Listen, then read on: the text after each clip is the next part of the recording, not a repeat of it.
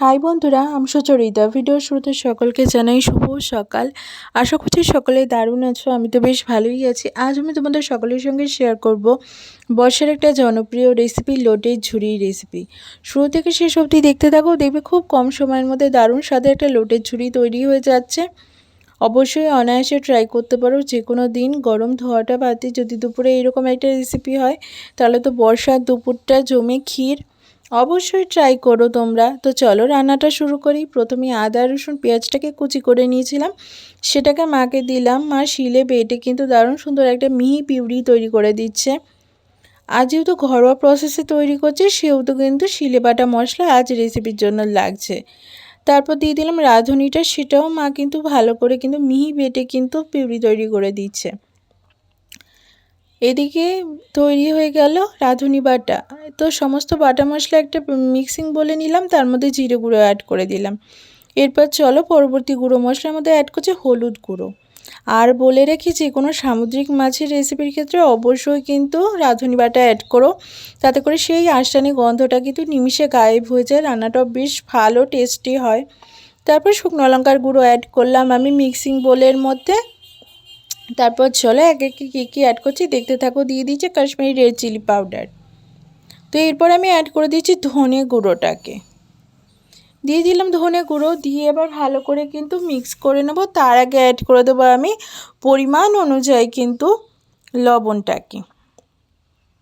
তো এটাই কিন্তু আজকে রান্নার মূল উপাদান, এটাই গ্রেভিতে অ্যাড করব।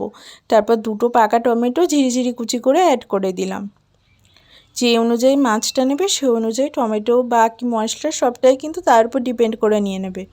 তারপর চলো সামান্য পরিমাণ জলে গুলে একটা থিক পেস্ট তৈরি করে নিই।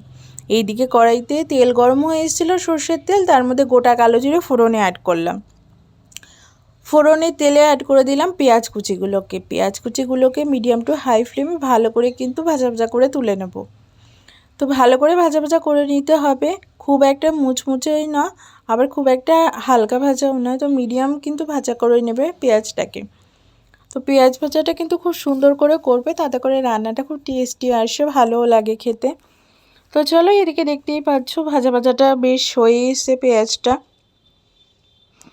এবার আমি অ্যাড করে দিচ্ছি কেটে রাখা ধুয়ে রাখা লোটে মাছটাকে, দিয়ে ভালো করে মিক্স করে নিলাম।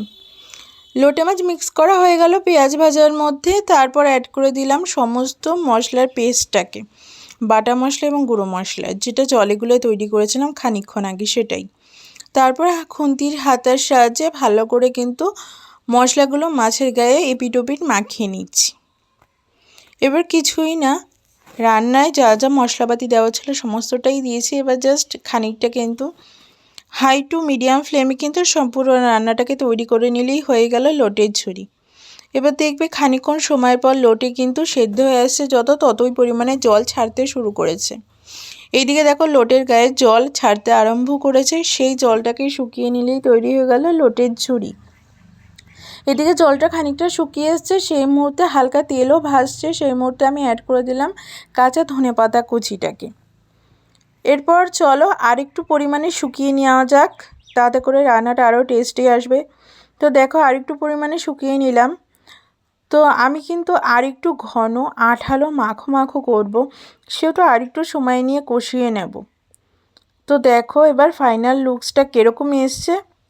তো এইটাই হলো লোটের ঝুড়ির আমার ফাইনাল লুকসটা। দেখো কেমন লাগছে, তেল ভেসে চপচপ করছে। সেই মুহূর্তে গ্যাস ওভেন অফ করে আমি কিন্তু প্লেটিং করে দিচ্ছি লোটে মাছটাকে। অবশ্যই জানিও আজকে রেসিপিটা কেমন লাগলো। ভিডিওটি ভালো লাগলে please do like share and subscribe to my channel. তোমাদের সকলের সাথে খুব শিগগিরই আরও একটি ইউনিক ভিডিও নিয়ে চলে আসবো। ততক্ষণের জন্য ভালো থেকো, সুস্থ থেকো। আমার চ্যানেলটাকে ঠিক এভাবেই কিন্তু সাপোর্ট করো আর ভালোবাসা দিও। দেখো আজকের এই ঘরোয়া বাঙালি থালিটা তোমাদের কেমন লাগছে অবশ্যই জানিও কমেন্ট করে, আর অবশ্যই একটা লাইক করে দিও।